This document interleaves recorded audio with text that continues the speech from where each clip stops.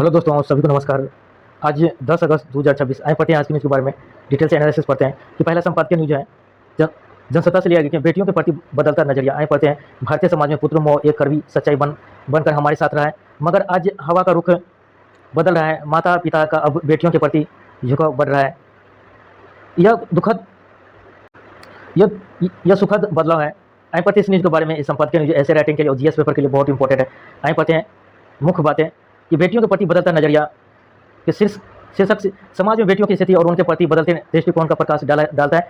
लेख मुख्य रूप से इस बात पर केंद्रित है कैसे भारतीय समाज में पारंपरिक रूप से बेटों को प्राथमिकता दी जाती रही है, लेकिन अब यह मानसिकता धीरे धीरे बदल रही है। बदलती मानसिकता और सकारात्मक बदलाव।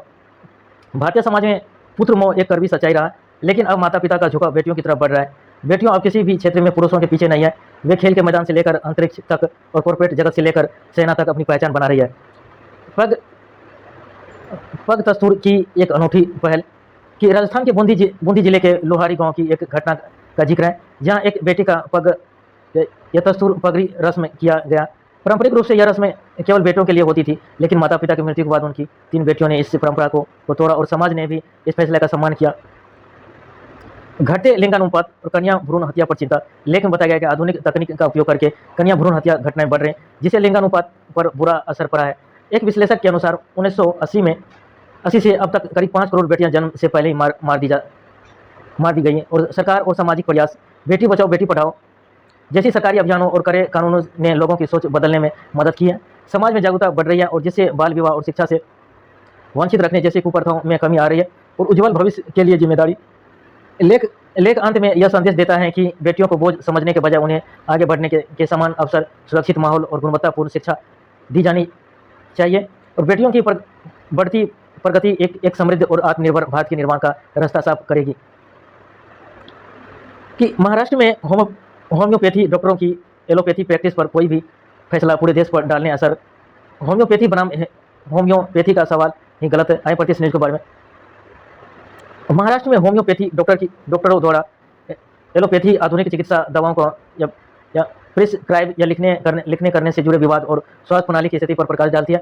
मुख्य लेख का शीर्षक है कि एलोपैथी बनाम होम्योपैथी का सवाल ही गलत है। मुख्य बिंदु विवाद का विश्लेषण। विवाद का मुख्य वजह महाराष्ट्र सरकार ने होम्योपैथी BHMS डिग्री धारक डॉक्टरों को 1 साल या 6 महीने का सर्टिफिकेट या कोर्स इन मॉडर्न या फार्माकोलॉजी CCMP द्वारा पूरा करने के बाद सीमित रूप से या एलोपैथिक दवाएं लिखने की अनुमति दी है। इसी फैसले के कारण चिकित्सा क्षेत्र में विवाद छिड़ गया और आधुनिक डॉक्टरों का विरोध। Maharashtra association of resident doctor MARD और इंडियन मेडिकल एसोसिएशन IMA जैसी संस्थानों ने इसका कड़ा विरोध किया। डॉक्टरों का तर्क है कि बिना व्यापक या एलोपैथिक पढ़ाई MBBS की आधुनिक दवाएं देना मरीजों की सुरक्षा से खिलवाड़ और मैक्सोपैथी या खीरी चिकित्सा को बढ़ावा देना है। सरकार और समर्थकों का तर्क कि नीति निर्माताओं और समर्थकों के अनुसार ग्रामीण और दूर दराज के इलाकों में MBBS डॉक्टर की भारी कमी है। ऐसे में अतिरिक्त ट्रेनिंग या CCMP प्राप्त होम्योपैथ डॉक्टर प्राथमिक उपचार देकर स्वास्थ्य सेवाओं की इस कमी को पूरा कर सकते हैं। और स्वास्थ्य व्यवस्था की वर्तमान स्थिति या कतरन के अनुसार ग्रामीण भारत की 80% से अधिक आबादी स्वास्थ्य सेवा के लिए केवल प्राथमिक या निजी स्तर पर निर्भर है और देश में एलोपैथिक डॉक्टर और ग्रामीण जनता के अनुपात में भारी अंतर है, जिससे ग्रामीण स्वास्थ्य ढांचा कमजोर हो रहा है। और रिपोर्ट में स्वास्थ्य व्यवस्था सुधारने के लिए आयुष डॉक्टरों का सही उपयोग करने और ग्रामीण क्षेत्रों तक दवाई की पहुंच सुनिश्चित करने की मांग उठाई गई है। न्याय की संवेदना। आए पढ़ते इस न्यूज़ के बारे में। दुनिया मेरे आगे ये भी संपादकीय न्यूज़ है। आई इस न्यूज़ के बारे में पढ़ते हैं कि न्याय की संवेदना है कि इसे आलोक यात्री द्वारा लिखा गया है। इस क्षेत्र में मुख्य रूप से एक संवेदनशील सामाजिक एवं विधिक मुद्दे पर चर्चा की गई है और प्रमुख विवरण और संरचना। न्याय की संवेदना या आलोक यात्री विशेष कॉलम इंसेट बॉक्स। पृष्ठ के मध्य में एक विशेष बॉक्स दिया गया है जिसका शीर्षक दुनिया मेरे आगे। बॉक्स में लिखा मुख्य संदेश दुनिया मेरे आगे बॉक्स के भीतर का मुख्य विचार रेखांकित करता है कि यह समझना भूल है कि किसी व्यक्ति को भूल से मरने देना केवल एक सामाजिक विफलता है, बल्कि यह एक नैतिक या आध्यात्मिक विफलता भी है। यह घटना दिल दहला देने वाली होने के साथ साथ यह भी याद दिलाती है कि भूख महज आर्थिक समस्या नहीं, बल्कि मानवीय गरिमा और न्याय अंतरात्मा का मामला है। चिंताजनक। स्वाइन फ्लू के मरीजों को वेंटिलेटर या सपोर्ट देना पड़ रहा है। हमें पता इस न्यूज़ के बारे में कि स्वाइन फ्लू H1N1 संक्रमण के बढ़ते के मामलों और मरीजों को वेंटिलेटर सपोर्ट देने की जरूरत के बारे में गंभीर चिंता व्यक्त करती है। रिपोर्ट के अनुसार राजधानी में संक्रमण के 1350 से अधिक मामले सामने आ चुके हैं, जिससे अस्पतालों में हर दिन 5 से 6 लोग भर्ती हो रहे हैं और वायरस के गंभीर रूप लेने लेने के कारण मरीजों को कृत्रिम सांस या वेंटिलेटर पर रखना पड़ रहा है। मुख्य समाचार बिंदु, वेंटिलेटर की आवश्यकता, स्वाइन फ्लू के गंभीर मरीजों को सांस लेने में भारी तकलीफ होने के कारण वेंटिलेटर सपोर्ट पर रखना पड़ रहा है। मामले वृद्धि, शहर में 1350 से अधिक पॉजिटिव मामले की पुष्टि हो चुकी है। अस्पताल में भर्ती औसतन प्रतिदिन 5 से 6 लोग गंभीर हालत में अस्पताल पहुंच रहे हैं और संक्रमण से बचाव के लिए आवश्यक कदम। लेख में वायरस के प्रसार को रोकने के लिए निम्नलिखित महत्वपूर्ण प्रावधान का सुझाव दिया गया है। हाथों की स्वच्छता, बीमार व्यक्ति के संपर्क में आने या खांसने या छींकने के बाद हाथों को साबुन या पानी से अच्छी तरह धोएं और भीड़ भाड़ से बचें। सार्वजनिक स्थान या भीड़ भाड़ वाले इलाकों में जाने से परहेज करें और विशेषकर यदि आपकी रोज प्रतिरोधक क्षमता कम हो तो दूसरी दूरी बनाए रखें और सर्दी, खांसी या फ्लू के लक्षणों वाले व्यक्तियों से कम 1 हाथ की दूरी लगभग 3 से 6 फीट बनाकर रखें। मुंह और नाक ढकें, खांसते या छींकते समय मुंह और नाक को रुमाल या टिश्यू पेपर से ढकें। चिकित्सा संबंधी महत्वपूर्ण जानकारी, समान दिशा निर्देश कि चिकित्सीय परामर्श, यदि फ्लू के लक्षण 3 दिनों से अधिक समय तक बने रहते हैं या सांस लेने में कठिनाई होती है तो तुरंत डॉक्टर से संपर्क करें।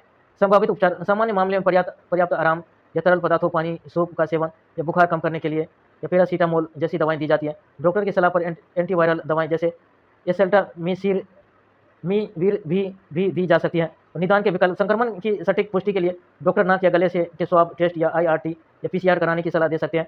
और कृपया ध्यान दें, यह जानकारी केवल सामान्य ज्ञान और जागरूकता के लिए है। किसी भी स्वास्थ्य समस्या या दवा के सेवन के लिए हमेशा अपने डॉक्टर से उचित परामर्श लें और दवाओं के लेवल व खुराक पर जांच स्वयं करें। 5 महीनों में 6 उल्का वर्ष से रोशन होगा आसमान। हाइपरटेस न्यूज के बारे में कि अगस्त से सितंबर के बीच होने वाली 6 प्रमुख उल्का बौछारों या मेटेओर शोवर के बारे में बताया गया है कि मुख्य विवरण इस प्रकार है कि प्रमुख उल्का या बौछारें, उनकी ये तिथियाँ, या प्रीसीड उल्का वर्ष या परसेड या 12 से 13 अगस्त, इसमें प्रति घंटे कई टूटते तारे दिखाई देंगे। और डेमोनिड उल्का वर्षा या ड्राकोनिड 8 से 9 अक्टूबर शाम के वक्त आसमान में तीव्र गति से गिरते तारे दिखेंगे। और ओरियनिड उल्का वर्ष की 21 से 22 अक्टूबर, यह आसमान के मध्य से भाग से शुरू होकर गति से आगे बढ़ती है। और लियोनिड उल्का वर्ष, लियोनिड 17 से 18 नवंबर महीने में दीपावली के बाद इस उल्कापात से आसमान जगमा उठेगा। और अल्फा मेनोसेरोटिक्स या एरिनिड उल्का वर्ष 22 या 23 नवंबर को जेमिनिड उल्का वर्ष, जेमिनिड्स 14 से 15 दिसंबर कतरन के अनुसार इसकी चरम रात को प्रति घंटे लगभग 50 या अधिक उल्का देखी जा सकेगी। मुख्य बिंदु, समय अवधि, यह खगोलीय घटनाएं अगस्त महीने से लेकर या दिसंबर तक कुल 5 महीने चलेगी। विशेषताएं, उल्का वर्ष के दौरान रात के असमान में एक ही क्षेत्र या बिंदु से कई टूटते तारे एक साथ निकलते हुए दिखाई देते हैं। यह घटना तब होती है जब पृथ्वी किसी धूमकेतु या कोमेट को छोड़े गए या मलबे या धूप के कणों के बीच से गुजरती है। देश की रक्षा उत्पादन कंपनियों को मिले 5 लाख करोड़ के ऑर्डर। आइए पढ़ते हैं इस न्यूज के बारे में। भारतीय रक्षा उत्पादन क्षेत्र में बढ़ती आत्मनिर्भरता और सार्वजनिक क्षेत्र की रक्षा कंपनियों PSU को मिले ऐतिहासिक ऑर्डर के बारे में। रिपोर्ट के अनुसार रक्षा मंत्रालय के आंकड़ों के मुताबिक पहली बार देश की 9 सरकारी रक्षा कंपनियों के पास 5 लाख करोड़ रुपये से अधिक के ऑर्डर बुक हो चुके हैं। स्थिति यह है कि भारी व्यवस्था के कारण कंपनियों फिलहाल नए ऑर्डर्स लेने की स्थिति में नहीं है। मुख्य बिंदु और विवरण कि शीर्ष रक्षा कंपनियों का ऑर्डर बुक स्टेटस की मझगांव या डॉक या शिप बिलियर्ड्स लिमिटेड 2,11,115 करोड़ के ऑर्डर्स और Hindustan aeronautics limited HAL 2,01,205 crore के ऑर्डर्स और गोवा शिपयार्ड लिमिटेड 32,430 करोड़ के ऑर्डर्स और हिंदुस्तान शिपयार्ड लिमिटेड 18,508 करोड़ के orders. Bharat electronics limited BEL, इसके पास करीब 73,400 करोड़ के ऑर्डर हैं जो तीनों सेनाओं के लिए रडार या मिसाइल या कुल पुर्जे या संचार प्रणाली बनाती है। और भारत अर्थ या मूवर्स लिमिटेड BEML सैन्य वाहनों के निर्माण के लिए 16,395 करोड़ रुपए के ऑर्डर मिले हैं। और बढ़ता रक्षा निर्यात, भारत का रक्षा निर्यात लगातार बढ़ रहा है और मौजूदा समय में भारत दुनिया के लगभग 90 से अधिक देशों को रक्षा सामग्री का निर्यात कर रहा है। देश में कारोबार पर 1536 कानूनों का पहरा। आइए पढ़ते हैं इस न्यूज के बुलेटिन लिया गया है। दोस्तों, देश में कारोबार पर 1536 कानून पर पहरा। मुख्य शीर्षक के वाणिज्य से संबंधित संसदीय स्थानों समिति या पार्लियामेंट्री स्टडी कमेटी ऑन या कॉमर्स की रिपोर्ट पर आधारित है। रिपोर्ट में भारत में व्यापार करने की जटिलताओं और भारी अनुपालन बोझ को रेखांकित किया गया है। इस रिपोर्ट के मुख्य बिंदु निम्नलिखित है। प्रमुख सांख्यिकी और विनियामक बोझ कि 1536 विनियमन भारत में व्यापारिक या संस्थाओं को केंद्र, राज्य और स्थानीय स्तर पर फैले कुल 1536 अधिनियमों और नियमों के जाल में ये गुजरना पड़ता है। और 69,233 अनुपालन। इन कानूनों के कारण कुल 69,233 अलग अलग विनियामक या अनिवार्यता या कंप्लायंस का पालन करना पड़ता है। और 6,618 या फाइलिंग या कंपनियों को हर साल 3 स्तरों की सलाहकारों के पास कुल 6,618 वैधानिक रिटर्न या फाइलिंग जमा करनी होती है। श्रम कानून और कारावास के प्रावधान कि श्रम कानून की जटिलता या हितधारकों ने बताया कि विसंगतियों और श्रम कानून के ओवरलैपिंग के कारण परिचालन लागत या फिक्स्ड ऑपरेशनल कॉस्ट बढ़ जाती है। हालांकि 4 नए या लेबर कोड का गठन किया गया है, लेकिन जमीनी स्तर पर क्रियान्वयन अभी भी बड़ी बाधा है। दंडात्मक प्रावधान कि कुल कारोबारी या कानूनों में से लगभग आधे से अधिक में और 37.8% अनुपालन शर्तों के कारावास या इम्प्रिजनमेंट या क्लोज का प्रावधान है। समय पर कागजी कार्रवाई न होने की स्थिति में जेल जाने का डर नए उद्यमों और निवेशों को हतोत्साहित करता है। समिति का सिफारिश है सिंगल विंडो सिस्टम राष्ट्रीय एकल खिड़की प्रणाली NNSWS को मजबूत बनाना ताकि कई विभागों के समान कार्यों और मंजूरी में होने वाली देरी को कम किया जा सके। कर या सीमा शुल्क का सरलीकरण वाणिज्य मंत्रालय के तहत DPI को कर तथा सीमा शुल्क अनुपालन को सरल बनाने, दस्तावेजों के घेराव को कम करने और ऑडिट प्रणाली को सुव्यवस्थित करने की सिफारिश की गई है। और डिजिटलीकरण अनुपालन प्रक्रिया को सिर्फ मॉनिटर करने के बजाय अंत से अंत डिजिटल या प्रोसेसिंग या इन टू इन डिजिटल प्रोसेसिंग और स्वचालन ऑटोमेशन पर बल देना ताकि कागजी दस्तावेज की आवश्यकता खत्म हो। मूल्यांकन सुधार के जमीनी प्रभाव का आकलन करने के लिए समय समय पर तीसरे पक्ष थर्ड पार्टी इवेल्यूशन से मूल्यांकन कराने का सुझाव दिया गया है। साइबर अपराध रोकने की सर्वोच्च पहल आई। देश के शीर्ष अदालत ने डिजिटल अरेस्ट और साइबर धोखाधड़ी पर सख्त रुख अपनाते हुए भारतीय रिजर्व बैंक को 12 सप्ताह के भीतर व्यापक मानक प्रतिक्रिया तैयार करने की निर्देश दिए गए हैं। कि डिजिटल अरेस्ट और साइबर धोखाधड़ी को रोकने के लिए सुप्रीम कोर्ट के निर्देश की मुख्य बिंदु सुप्रीम कोर्ट का सख्त रुख कि देश की शीर्ष अदालत या सुप्रीम कोर्ट ने डिजिटल अरेस्ट और साइबर धोखाधड़ी के मामले पर कड़ा रुख अपनाया है। और आरबीआई को निर्देश कोर्ट ने भारतीय रिजर्व बैंक को 4 सप्ताह के भीतर एक व्यापक मानक प्रक्रिया या स्टैंडर्ड या ऑपरेटिंग प्रोसेस SOP तैयार करने के निर्देश दिए गए हैं ताकि ऐसे अपराधों पर लगाम लगाई जा सके। और साझा जिम्मेदारी लेख में बैंक खातों को फ्रीज करने और पुलिस और वित्तीय संस्थानों के बीच बेहतर समन्वय और कोऑर्डिनेशन बनाने और पीड़ितों को राहत पहुंचाने की प्रक्रिया पर चर्चा की गई है। और इमेज में अन्य तत्व शीर्षक साइबर अपराध रोकने की सर्वोच्च पहल कॉलम या वरिष्ठ पत्रकार रजत शर्मा का एक विशेष कॉलम या अमित विमर्श प्रतीत होता है। प्रतीकात्मक चित्र केंद्र में एक व्यक्ति के हाथों में हथकड़ी लगी जो लैपटॉप या कीबोर्ड के ऊपर रखी साइबर अपराधियों पर कानूनी कार्रवाई को दर्शाता है। एयर टैक्सी की ओर शीर्ष से छपे एक संपादकीय एडिटोरियल लेख की है जो लाइव हिंदुस्तान से प्रकाशित हुआ है कि भारत में भविष्य में शहरी परिवहन, अर्बन मोबिलिटी और इलेक्ट्रिक एयर टैक्सी सेवा की शुरुआत के बारे में विस्तार से चर्चा की गई। मुख्य बिंदु विशेषताएं कि लॉन्च का लक्ष्य या टाइमलाइन केंद्रीय नागरिक या उड्डयन मंत्री या राम मोहन नायडू के अनुसार भारत में 2028 तक इलेक्ट्रिक एयर टैक्सी सेवा शुरू होने की उम्मीद जताई गई है। और तकनीक का संयोजन इस एयर टैक्सी की डिजाइन और तकनीक में ड्रोन या हेलीकॉप्टर या पारंपरिक विमान की खूबियों को एक साथ मिलाए गए हैं। और वर्गीकरण क्षमता इसे पावर लिफ्ट या श्रेणी में वर्गीकृत किया गया है। इस टैक्सी में ये पायलट समेत कुल 6 लोग सवार हो सकेंगे। मोटर संचालन इस वाहन में कुल 7 इलेक्ट्रिक मोटर का इस्तेमाल किया गया है और इनमें से 6 मोटर इसे सीधे ऊपर उठाने या वर्टिकल टेक ऑफ और नीचे उतारने या लैंडिंग का काम करेंगे, जबकि एक समर्पित मोटर इसे आगे पीछे गति देने के लिए लगाए गए हैं। उपयोगिता यह तकनीकी के महानगरों जैसे बेंगलुरु, दिल्ली, मुंबई में भारी ट्रैफिक जाम से राहत दिलाएगी और साथ ही आपातकालीन चिकित्सा सेवाओं और एयर एम्बुलेंस के रूप में भी बहुत उपयोग साबित होगी। आभासी दुनिया में टूट रहे आधुनिक परिवार परियोजना से जुड़ा पहले से भी अधिक बड़ा है पड़ते इस न्यूज के बारे अनुलोम विलोम परिवार के बारे भारत पारिवारिक रिश्तों पर तकनीक या स्मार्टफोन के प्रभाव के 2 अलग अलग पहलुओं सकारात्मक या नकारात्मक पर चर्चा करता है। नीचे इस लेख का विस्तृत मुख्य बिंदु विश्लेषण दिया गया है कि आभासी दुनिया में टूट रहे आधुनिक परिवार या नकारात्मक पहलू कि अकेलापन या दूरी या तकनीक या इंटरनेट के अधिक उपयोग के कारण लोग एक ही घर में रहते हुए भी एक दूसरे से दूर हो गए हैं। और स्मार्टफोन की लत परिवार के सदस्य आपस में बात करने के बजाय अपना अधिकांश समय मोबाइल स्क्रीन पर बिता रहे हैं। और पारंपरिक संवाद का अंत रात के भोजन या फुर्सत के समय होने वाली पारंपरिक बातचीत या गोसिप अब लगभग समाप्त हो गई है। और मानसिक स्वास्थ्य पर असर आभासी दुनिया या सोशल मीडिया में या उलझे रहने के कारण लोगों में अकेलेपन और अवसाद बढ़ रहा है और परिजनों में जुड़ाव पहले से अधिक बढ़ा या सकारात्मक पहलू कठिन समय में संबल संकट के समय जैसे कोविड-19 महामारी के दौरान तकनीक ने ही दूर रहने वाले रिश्तेदारों को वीडियो कॉल और मैसेज के जरिए आपस में जोड़ रखा है। या भावनाओं के आदान प्रदान इंटरनेट की वजह से लोग अब देश विदेश में बैठे अपने परियोजनों के सुख दुख में तुरंत शामिल हो पाते हैं। डिजिटल मेल जोल या व्हाट्सएप ग्रुप या सोशल मीडिया के माध्यम से दूर दराज के रिश्तेदारों से भी रोजाना संपर्क बनाना आसान हो गया है। निष्कर्ष अनुलोम विलोम परिवार लेख के केंद्र में अनुलोम विलोम परिवार का प्रतीक चिन्ह है जो यह दर्शाता है कि तकनीक एक दो धारी तलवार या इसका सही और सीमित उपयोग किया जाए तो यह परिवारों को जोड़ती है, लेकिन अत्यधिक उपयोग आपसी रिश्तों में दरार पैदा कर देता है।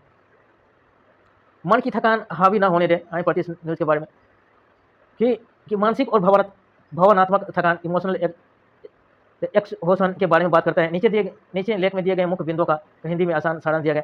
मुख्य संदेश कि मन की थकान हावी ना होने दे। मन की थकान धीरे धीरे बढ़ती है जबकि आप अपनी भावनाओं को लंबे समय तक दबाते हैं या फिर चीज़ को खुद नियंत्रित करने की कोशिश करते हैं तो तो अंदर से खालीपन महसूस होने लगता है। भावनात्मक थकान के लक्षण, चिड़चिड़ापन और उदासी, छोटी-छोटी बातों पर गुस्सा आना और मन में भारीपन रहना और भावात्मक दूरी, लोगों के बीच रहकर भी खुद को उनसे अलग और कटा हुआ महसूस करना।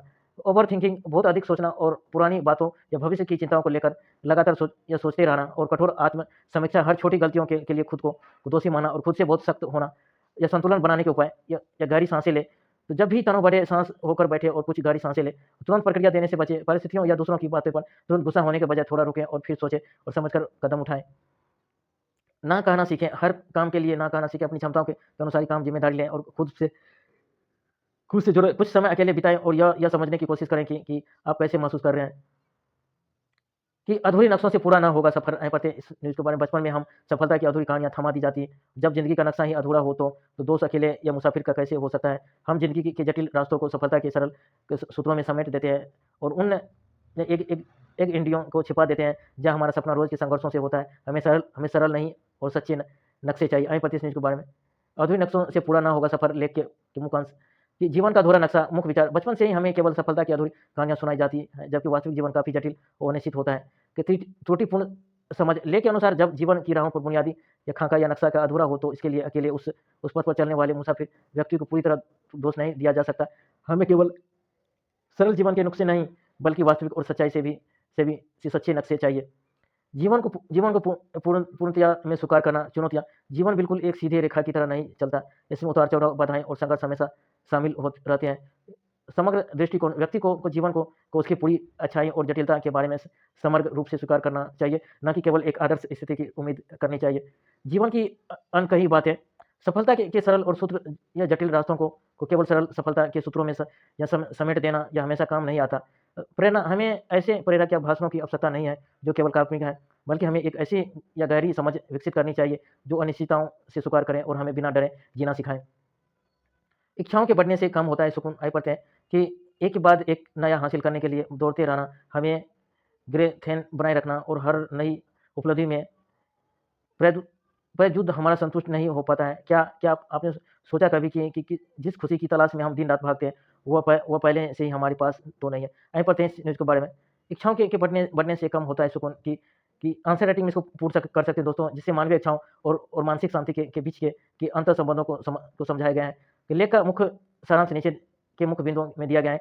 कि मुख्य विचार और अंतरहीन दौड़ और संतोष का कारण एक के बाद एक नई चीज़ें हासिल करने की अंधी दौड़ और इंसान को हमेशा बेचैन और असहज बनाए रखती है। तो पहचान की कमी, हर नई उपलब्धि मिलने के बाद भी मन संतुष्ट नहीं हो पाता है। हम जिस खुशी की तलाश में दिन रात भागते हैं वह अक्सर हमारे पास पहले से ही मौजूद होती है। वर्तमान से दूरी, लगातार आगे बढ़ने की चाह में हमें अपने परिवार और अपनी वास्तविक खुशियों जैसे बच्चों की किलकारियाँ या खुली धूप बारिश का आनंद लेना भूल जाते हैं।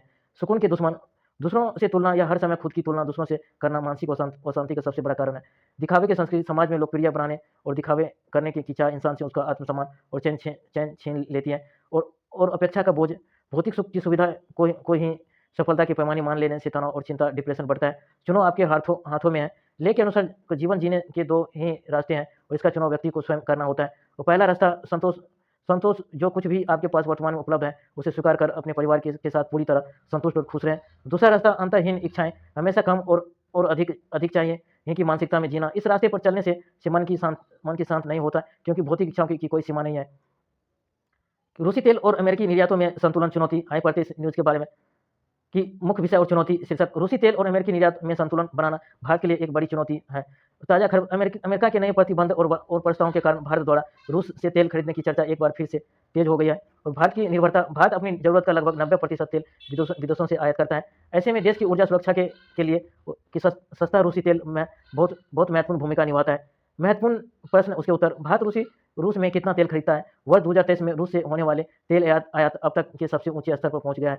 वर्तमान में भारत की कुल तेल आवश्यकताओं को पूरा करने में रूसी कच्चे तेल की हिस्सेदारी लगभग 35 से 40% तक है। और क्या भारत के लिए रूसी कच्चा तेल विकल्प बना रहेगा? यूक्रेन युद्ध के बाद पश्चिमी देशों द्वारा लगाए गए प्रतिबंधों के बावजूद भारत ने रूस से कच्चा तेल खरीदना जारी रखा। और रणनीतिक और आर्थिक हितों को देखते हुए भारत भविष्य में भी रूसी तेल का आयात बनाए रखना चाहता है। और भारत रूस से तेल खरीदकर कितना पैसा बचाता है? कि पश्चिमी प्रतिबंधों के बाद रूस ने भारत को सियासी दरों डिस्काउंट पर कच्चा तेल देना शुरू किया था और इस सस्ते तेल की वजह से भारत को हर महीने या अरबों डॉलर की बचत होती है, जिससे तेल का चालू खाता घाटा करंट अकाउंट डिफिसिट नियंत्रण रखने में मदद मिलती है। रूसी तेल पर लगे नए प्रतिबंधों का क्या असर होगा कि यदि अमेरिका और अन्य पश्चिमी देश प्रतिबंधों को कड़ा करते हैं तो भारत के लिए भुगतान या पेमेंट मेथड और जहाज़ों के बीमा या शिपिंग इंश्योरेंस को लेकर मुश्किलें बढ़ सकती है। देश के सामने अब सबसे बड़ा विकल्प क्या है? भारत के सामने मुख्य रूप से 3 विकल्प हैं कि रूस से तेल खरीद जारी रखने के लिए वैकल्पिक भुगतान या रास्तों जैसे रुपया रूबल व्यापार का उपयोग करना और अमेरिका और अन्य मध्य पूर्व या मिडिल ईस्ट के देशों से तेल आयात बढ़ाना और घरेलू स्तर पर हरित ऊर्जा, ग्रीन एनर्जी, नवीकरणीय ऊर्जा स्रोतों के विकास में तेजी लाना। क्या इससे आम जनता पर पेट्रोल डीजल की कीमतों का बोझ बढ़ेगा? यदि अंतर्राष्ट्रीय बाजार में कच्चे तेल की कीमतें बढ़ती हैं या आपूर्ति बाधित होती है तो इसका सीधा असर घरेलू बाजार पर पड़ सकता है। हालांकि सरकार घरेलू कीमतों को स्थिर रखने के लिए कूटनीति और आर्थिक प्रयास कर रहे हैं। लैंडिंग से ठीक पहले या कॉकपिट पर लेजर बीमा पड़ी, हवा में चलकर लगातार रहा विमान, लेजर लाइट से पायलट भटका और 159 यात्रियों की अटकी सांसें। आए 25 मिनट के बारे में महाराष्ट्र के बारामती या एयरफील्ड पर हुए एक विमान हादसे के बारे में, जहां पर प्रशिक्षण या ट्रेनिंग विमान रहने से बाहर या फिसल कर दुर्घटनाग्रस्त हो गया। हालांकि इस पृष्ठ पर 2 अलग-अलग विमान घटनाओं की खबरों को एक साथ जोड़ा गया है। मुख्य लेख और चित्र के मुख्य विवरण निम्नलिखित है। यह बारामती या एयरफील्ड विमान हादसा, यह मुख्य चित्र और निचला लेख की घटना एकेडमी ऑफ या कावर या एविएशन या द्वारा संचालित एक सेना से सेंसा सी 772 या सेंसा C-172 प्रशिक्षण विमान अभ्यास उड़ान और सर्किट लैंडिंग इमरजेंसी ट्रेनिंग के दौरान यह रनवे नंबर 29 से बाहर निकलकर या कच्ची जमीन पर चला गया और क्षति हालात एवं विमान के प्रोपेलर इंजन या कॉलिंग या आगे की लैंडिंग गियर को भारी नुकसान पहुंचा है। अच्छी बात यह रही कि विमान में सवार उड़ान या प्रशिक्षक या इंस्ट्रक्टर या प्रशिक्षक ट्रेनी या पायलट दोनों पूरी तरह सुरक्षित है और जांच नागर विमानन या महानिदेशालय या DGCA की एयर सेफ्टी टीम ने इस घटना की प्रारंभिक जांच शुरू कर दी और लेजर लाइट से पायलट का ध्यान भटकना ऊपरी बड़ी हेडलाइन लेजर लाइट से पायलट भटकाना और 159 यात्रियों की अटकी सांसें। एक अन्य गंभीर घटना जो दर्शाती है जहां लैंडिंग के ठीक पहले या कॉकपिट पर लेजर बीम पड़ने के कारण पायलट का ध्यान भटक गया और विमान को हवा में चक्कर लगाने पड़े। अब जेन जेड तय करेंगे सियासत। आइए पढ़ते हैं इस न्यूज़ के बारे में। बात पैसों की आती है तब सब चला जाता है। आइए मुख्य बिंदु की सबसे बड़ी पीढ़ी या लार्जेस्ट जनरेशन या 1997 से 2012 के बीच जन्मे लोग अब सिर्फ एक उम्र का समूह नहीं बल्कि भारत की सबसे बड़ी पीढ़ी अहम वोट बैंक बन चुके हैं। कई राज्यों में हर 3 में से एक मतदाता जेन जेड या मतदाता संख्या या वोटर नंबर्स या घरेलू प्रवासी डोमेस्टिक माइग्रेंट या 49.1 करोड़ या फर्स्ट टाइम वोटर्स 24.5 करोड़। तो आपस पड़ोसी की स्थिति नेवर बोरिंग या कंट्री या कंपेरिजन, चीन चाइना 26.4 करोड़ या जेन जेड या पाकिस्तान 7.9 करोड़ जेन जेड और बांग्लादेश 7.2 जेन जेड और नेपाल 90 लाख जेन जेड और श्रीलंका 60 लाख जेन जेड। तो चीन में सबसे ज़्यादा इंडिया में, उसके बाद इंडिया में घरेलू प्रवासी डोमेस्टिक माइग्रेट 4.1 करोड़ और फर्स्ट टाइम वोटर्स 26.4 करोड़ जेन जेड और 7.9 करोड़ जेन जेड। पाकिस्तान में 5.2 करोड़, बांग्लादेश में 90 लाख, नेपाल में 60 लाख, श्रीलंका में। दुनिया में से आगे global comparison America USA 7.3 crore, Brazil 4.9 crore और नाइजीरिया 2.4 करोड़ और जापान 1.9 करोड़। डेटा विंडो या कार्टून्स क्या है कि बाईं ओर एक डेटा विंडो के जो भारत के विभिन्न राज्यों जैसे उत्तर प्रदेश, राजस्थान, मध्य प्रदेश, बिहार में जेन जेड मतदाताओं के प्रतिशत और उनकी हिस्सेदारी को दर्शाती है और दाईं ओर एक व्यंग्य चित्र या कार्टून जिसमें से 2 पॉलीथीन बैग बने हैं और लिखा है कि बात पैसों की आती है तब सब चल जाता है। यह पर्याप्त और उपभोक्ता व्यवहार पर एक सामाजिक आर्थिक टिप्पणी पेश करता है। सोशल मीडिया से यूं छीनिए अपना स्पेस। आइए पढ़ते हैं इस न्यूज़ के बारे में। जीवन कि सोशल मीडिया की लत और डिजिटल डिटॉक्स के विषय पर आधारित है। मुख्य शीर्षक सोशल मीडिया से यूं छीनिए अपना स्पेस। सोशल मीडिया से यूं छीनिए अपना स्पेस के तहत यह लेख पाठकों को सोशल मीडिया के अत्यधिक और अनियंत्रित प्रभाव से खुद को मुक्त करने और अपना यह मानसिक तथा व्यक्तिगत समय या स्पेस वापस पाने के व्यवहारिक उपाय बताता है। इस लेख के मुख्य अंश और दिए गए सुझाव निम्नलिखित हैं। सोशल मीडिया और मानसिक स्वास्थ्य, स्क्रीन टाइम्स का प्रभाव। लेख में बताया गया है कि घंटों बिना सोचे समझे रील्स या फीड्स स्क्रॉल करने से समय तो बर्बाद होता ही है, साथ ही मानसिक और शांति पर भी नकारात्मक असर पड़ता है। फोमो या फेयर ऑफ या मिसिंग आउट, लोग लगातार दूसरों की ज़िंदगी की तुलना खुद से करने लगते हैं, जिससे तनाव और हीन भावना पैदा होती है। डिजिटल डिटॉक्स के मुख्य उपाय, समय सीमा निर्धारित करें कि अपने फ़ोन या ऐप्स में स्क्रीन टाइम से लिमिटेड सेट करें ताकि आप एक तय समय के बाद उनका उपयोग ना कर सके। अब अनावश्यक नोटिफिकेशन बंद करें, फ़ोन के सभी गैर जरूरी या नोटिफिकेशन को म्यूट कर दें, जिससे बार बार ध्यान न भटके। फीड को साफ करें और उन अकाउंट्स को तुरंत अनफॉलो या म्यूट कर दें जो आपका नकारात्मक या तनाव देते हैं। वास्तविक जीवन से जुड़ा या चित्र का विवरण लेके बीच में दी गई तस्वीर में 2 व्यक्तियों को एक पार्क के बेंच पर बैठे दिखाया गया है, जहां एक व्यक्ति अखबार में पढ़ रहा है और दूसरा किताब पढ़ रहा है। यह विजुअल एक संदेश देता है कि फ़ोन की आभासी दुनिया से के बाहर निकलकर हमें सार्थक या ऑफलाइन या गतिविधियों जैसे किताबों पढ़ने या प्रकृति के बीच समय बिताने या लोगों से सीधे मिलने-जुलने से रुचि लेनी चाहिए। सिर्फ नौकरी नहीं, भरोसे की तलाश में देश के युवा हैं। यहाँ 35 न्यूज़ की ये भी संपादकीय न्यूज़ है, झारखंड आंदोलन से है कि देश में युवाओं में बेरोजगारी, सरकारी नौकरी के प्रति दृष्टिकोण और परीक्षा प्रणालियों में आ रहे बदलाव या समस्याओं पर चर्चा करता है। लेख की मुख्य बातें, मुख्य शीर्षक है कि सिर्फ नौकरी नहीं, भरोसे की तलाश में देश के युवा। यह मुख्य हेडिंग है जो दर्शाती है कि युवा केवल रोजगार नहीं बल्कि एक सुरक्षित और पारदर्शी व्यवस्था की मांग कर रहे हैं। फिर उपशीर्षक मुख्य बिंदु है कि झारखंड में आंदोलन एक इस हिस्से में झारखंड राज्य में हो रहे हैं युवा आंदोलन और परीक्षा प्रणाली में देरी और धांधली के खिलाफ छात्रों के गुस्से को रेखांकित किया गया है। और केवल बेरोजगारी वजह नहीं है, लेख यह स्पष्ट करता है कि युवाओं का यह असंतोष केवल नौकरियां की कमी के कारण नहीं बल्कि बार बार पेपर लीक होना और परीक्षाओं का टलना और चयन प्रक्रिया में पारदर्शिता की कमी इसका बड़ा कारण है। असंतोष की शुरुआत इसमें निजी क्षेत्र में सुरक्षा की कमी, सरकारी नौकरी के प्रति बढ़ते आकर्षण के ऐतिहासिक व सामाजिक कारणों पर चर्चा की गई है और छात्रों की मांग, लेकिन प्रतियोगी परीक्षाओं की तैयारी करने वाले छात्रों के संपर्क, कोचिंग सेंटरों की भूमिका और युवाओं के मानसिक व आर्थिक तनाव को दिखाए गए हैं। थैंक यू दोस्तों, आज इतना ही। Thank you.